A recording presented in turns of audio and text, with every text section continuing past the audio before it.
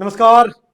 AC गुरु के YouTube channel में आपका स्वागत है। और एक बार फिर आज बहुत ही जानदार, बहुत ही शानदार में कंटेंट में लेकर आया हूं दोस्तों। और आज की वीडियो में फाइनली आपको हम ये बताएंगे कि विंडो एसी हो या स्प्लिट एसी हो, उसका कंडेंसर और इवापोरेटर यदि अंदर से बीच से अगर लीकेज हो जाएगा कैसे पता करेंगे। तो जैसा कि आपको पता है दोस्तों कि सभी यूट्यूबर या सभी टीचर क्या करते हैं, जॉइंटों का लीकेज चेक कराते हैं, लीकेज मिल गया तो ठीक है, अन्यथा कहानी खत्म कर देते हैं। लेकिन ऐसा नहीं होता है मेरे दोस्त। जब आपके स्प्लिट एसी के कंडेंसर के बीच में या इवापोरेटर के बीच में लीकेज होता है तो उसको चेक करने में बहुत समस्याएं आती हैं। तो समस्या को दूर कैसे करेंगे, आइए मैं आपको बताते हैं। तो मेरे वीडियो पर आप अंत तक बने रहिएगा और विंडो एसी और स्प्लिट एसी के कंडेंसर व इवापोरेटर के लीकेज चेक करने की विधि को अच्छे से समझिएगा। तो आइए अपने वीडियो को हम फटाफट स्टार्ट कर रहे हैं। जी दोस्तों, तो आइए मैं आपको सबसे पहले क्या बता रहा हूं, कंडेंसर का लीकेज चेक करने की विधि। तो पहले आप कंडेंसर को लीकेज चेक करने का तरीका जान लीजिए, फिर उसके बाद आपको इवापोरेटर को भी लीकेज चेक करने का तरीका आपको बताएंगे। तो आइए अपने वीडियो को स्टार्ट कर रहे हैं। जब आपको पता है कि विंडो एसी हो या स्प्लिट एसी हो, उसमें लगने वाले कंडेंसर का नाम क्या होता है, फिन्स ट्यूब टाइप। नाम क्या होता है, fins tube type condenser. Fins tube type condenser आपको पता होगा यह एल्युमिनियम और कॉपर का बना होता है दोस्तों। एल्युमिनियम कॉपर का इसलिए बना होता है क्योंकि एल्युमिनियम दुनिया की एक ऐसी धातु होती है जो बहुत जल्दी ठंडा हो जाती है और बहुत जल्दी गर्म हो जाती है। तो हमारी जब गैसें इसमें जाती हैं तो गैसें गर्म होती हैं। उन गैसों को ठंडा करने के लिए एल्युमिनियम धातु सहायक होती है या सहायताजनक होती है। इसलिए हमारे विंडो एसी व स्प्लिट एसी का जो कंडेंसर होता है वह एल्युमिनियम और कॉपर का बना होता है। जैसा कि आप देख पा रहे होंगे, ये हमारा कंडेंसर है दोस्तों, फाइनली बन गया। अब हमने इस कंडेंसर को क्या किया था, स्प्लिट एसी के सिस्टम से काट के बाहर निकाल लिया, मतलब खोल के बाहर निकाल लिया। खोल के बाहर क्यों निकालेंगे, क्योंकि सिर्फ कंडेंसर में प्रेशर भरकर इस कंडेंसर को तालाब में, टंकी में, पोखरे में इसको डाल देंगे और जहां से लीकेज होगा वहां से निकलना शुरू हो जाएगा। तो लेकिन प्रेशर इसमें भरेंगे कैसे, उसका लीकेज चेक करेंगे कैसे, आइए आपको बता रहा हूं दोस्तों। अब क्या करेंगे, कंडेंसर के किसी एक सिरे को या इनपुट को या आउटपुट को क्या करिएगा, पिलास की सहायता से दबा के चपटा कर दीजिएगा। आप देख पा रहे होंगे, इसको पिलास से हमने दबा के चपटा कर दिया। चपटा करने के बाद इसको वेल्डिंग गन की सहायता से पूरी तरह से ब्लॉक कर देंगे। मतलब मेरे कहने का कि कंडेंसर के आउटपुट हिस्से को पूरी तरह से बंद कर दिया जाएगा ताकि किसी भी अवस्था में यहां से प्रेशर या हवा बाहर न निकले। जो इसका दूसरा सिरा होगा इस पे क्या जोड़ देंगे, एनआरबी वाल्व जोड़ देंगे। क्या जोड़ेंगे, एनआरबी वाल्व। अब एनआरबी वाल्व क्या होता है दोस्तों, आपको पता है यह एसी व फ्रिज के चार्जिंग लाइन पे जोड़ा जाता है, जिसकी सहायता से अपने एसी में व फ्रिज में हम लोग गैस चार्ज करते हैं। इसकी खासियत ये होती है कि इसमें बाहर से हवा और गैसें डाली जा सकती है। एनआरबी वाल्व के माध्यम से इसमें गैसें डाली जा सकती है, लेकिन अंदर की गैसें या हवा बाहर नहीं आती है क्योंकि इस एनआरबी वाल्व में पीने लगी होती हैं। उसको हवा को और गैसों को निकालने के लिए उन पीनों को दबाना होगा, तभी इसके अंदर से एयर और हवा निकलेगी। अब आइए आपको बताते हैं कि इसमें प्रेशर कैसे चढ़ाएंगे। जैसा कि आपको पता है दोस्तों, दुनिया के किसी भी सिस्टम में आपको प्रेशर चढ़ाने के लिए एक वर्कशॉप कंप्रेसर की आवश्यकता होती है। वर्कशॉप कंप्रेसर जो हर मैकेनिक के पास होता है, जिसके द्वारा मैकेनिक किसी भी सिस्टम में हवा को चढ़ाता है और हवा को निकालने कार्य करता है। जैसा कि आपको हमने पिछली वीडियो में भी बताया था, प्रेशर चढ़ाने की जब क्रिया हो रही थी तो उसमें वर्कशॉप कंप्रेसर लगाया था हमने। उसी वर्कशॉप कंप्रेसर की सहायता से अपने कंडेंसर में भी हम प्रेशर चढ़ाएंगे। लेकिन प्रेशर चढ़ाने के लिए आपको पता होना चाहिए कि एक प्रेशर गेज की आवश्यकता पड़ेगी दोस्तों।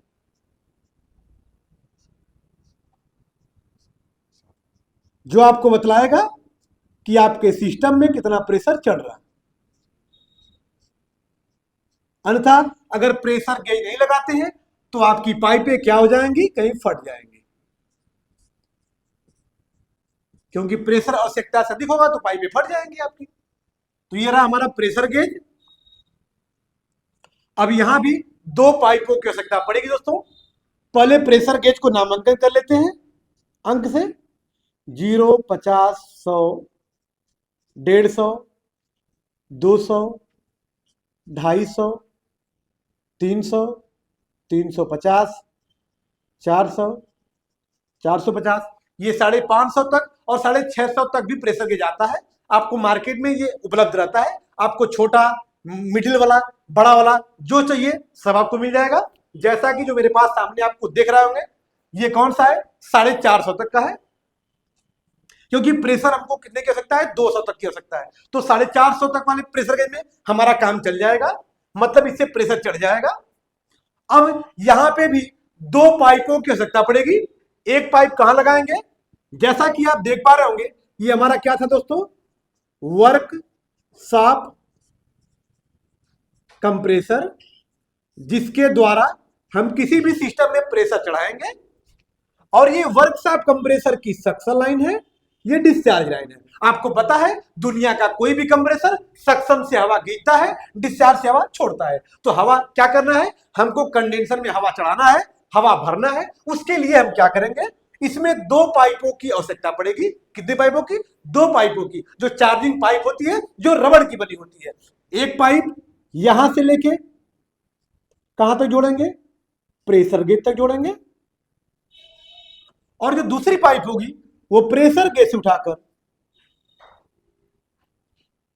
कंडेंसर पर लगे एनआरबी वाल्व तक जोड़ देंगे। आप देख पा रहे होंगे, एक पाइप डिस्चार्ज लाइन से लेके प्रेशर गेज तक, दूसरी पाइप प्रेशर गेज से कंडेंसर तक जाएगी। अब क्या करेंगे, अब अपने वर्क शाफ्ट कंप्रेसर को ऑन करेंगे मेरे दोस्त। जब अपने वर्क शाफ्ट कंप्रेसर को हम ऑन करेंगे तो ये कंप्रेसर क्या करेगा, आपको पता है कि कंप्रेसर सक्शन लाइन से हवा को खींचेगा और डिस्चार्ज लाइन से हवा को छोड़ेगा।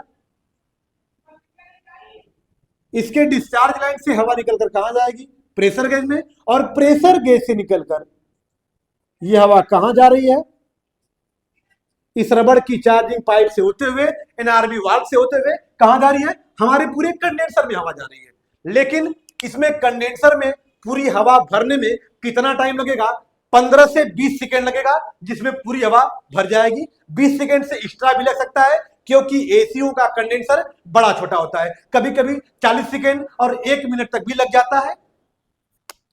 और 1 मिनट में प्रेशर गेज की सुई कहां तक पहुंच जाएगी, 200 तक पहुंच जाएगी। कभी कभी आपके वर्क शाफ्ट कंप्रेसर का प्रेशर कम होने के बाद, मतलब जब कंप्रेसर की, किसी कंप्रेसर की, वर्क शाफ्ट कंप्रेसर की पंपिंग कम हो जाती है, तो ये मिनट आपकी जो टाइमिंग होगी, ये 1.5 मिनट और 2 मिनट भी लग जाता है।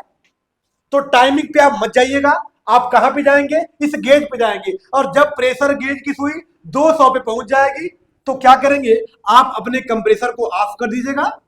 जब हमारे प्रेशर गेज की सुई 200 पे पहुंच जाएगी तो कंप्रेसर क्या कर देंगे, हम ऑफ कर देंगे। ऑफ करके इस हैंडल को कस लेंगे, कस देंगे। कसने से फायदा यह होगा कि यदि पाइपों को हम यहां से खोल लेते हैं तो किसी प्रकार की समस्या नहीं आती है। क्या अंदर की हवा आएगी, नहीं आएगी। क्यों नहीं आएगी, क्योंकि हमने हैंडल क्या कर दिया, कस दिया है। अब क्या करेंगे दोस्तों, ध्यान रखिएगा, अब सिस्टम को ऐसे ही छोड़ देंगे। कितने देर के लिए, 10 मिनट के लिए। 10 मिनट के अंदर यदि प्रेशर गेज की सुई हमारी नीचे उतर रही है तो इस कंडीशन में क्या है, लीकेज है। अब लीकेज है तो लीकेज कहां से है, यदि ये जानना है तो आप क्या करेंगे, इस पाइप को यहां से खोल लीजिएगा। अब इस पाइप को यहां से खोलेंगे तो क्या इसके अंदर की हवा निकलेगी, नहीं निकलेगी, क्योंकि यहां पे क्या लगा हुआ है, एन और वी। एनआरबी वाल्व लगा हुआ है, नॉन रिटर्न वाल्व, जिससे अंदर की हवा बाहर नहीं आ पाएगी। अब इस कंडेंसर को पता करना है कि लीकेज तो है, लेकिन लीकेज कहां से है, इसको जानने के लिए इस कंडेंसर को किसी तालाब में, किसी पोखरी में, किसी टंकी में डुबा दिया जाएगा और जहां से वो एयर निकलेगा वहां से पानी में बुलबुला की तरह निकलना शुरू हो जाएगा। आपके दिमाग में कीड़ा घूम रहा होगा कि कहीं उसके अंदर पानी न चला जाए। नहीं तो मेरे दोस्त, ऐसा जिंदगी में नहीं होगा। क्यों नहीं होगा?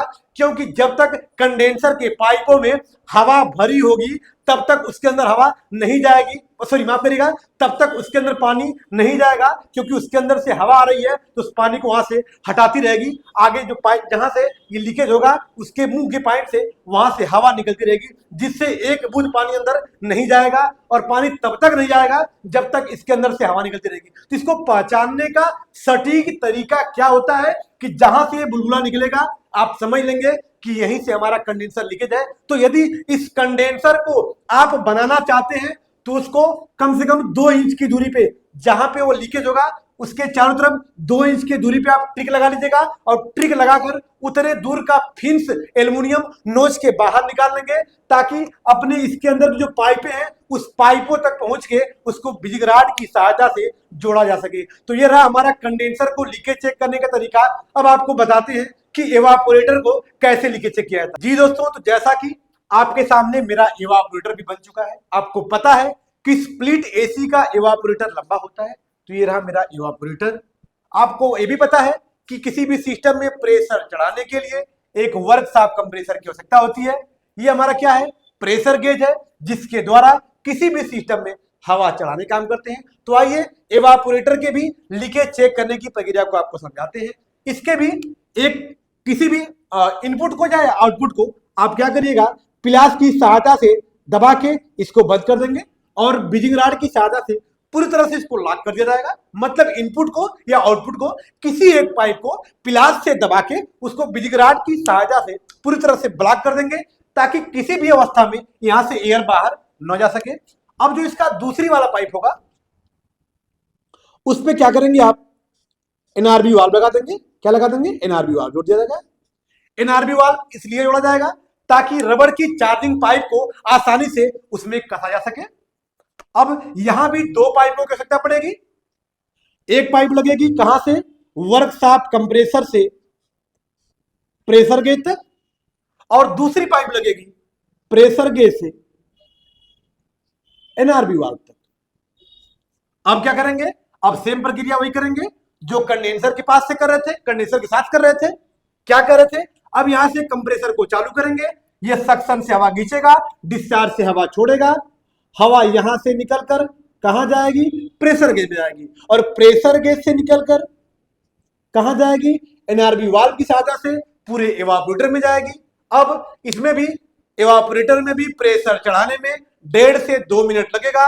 अगर कंप्रेसर की पंपिंग कम होगी तो 3 मिनट भी लग सकता है, और आपका ध्यान उस समय टाइमिंग पे नहीं होगा, कांटे पे होगा। तो मतलब कितना प्रेशर चढ़ाएंगे? यहां भी 200 प्रेशर चढ़ाएंगे फाइनली। कितना चढ़ाएंगे? 200 प्रेशर फाइनली आप चढ़ाएंगे। और जब प्रेशर गेज की सुई 200 पे पहुंच जाएगी तो इस वर्कशॉप कंप्रेसर को आप बंद कर दीजिएगा। वर्कशॉप कंप्रेसर को बंद करके क्या करेंगे? इस हैंडल को आप कस देंगे। हैंडल को कस के इस पाइप को आप खोल लेंगे। इस पाइप को खोल लेंगे। क्या इसके अंदर से हवा आएगी? नहीं आएगी। क्यों नहीं आएगी? क्योंकि हमने हैंडल क्या कर दिया है? कस दिया है। अब ऐसे ही सिस्टम को 10 मिनट के लिए छोड़ देंगे।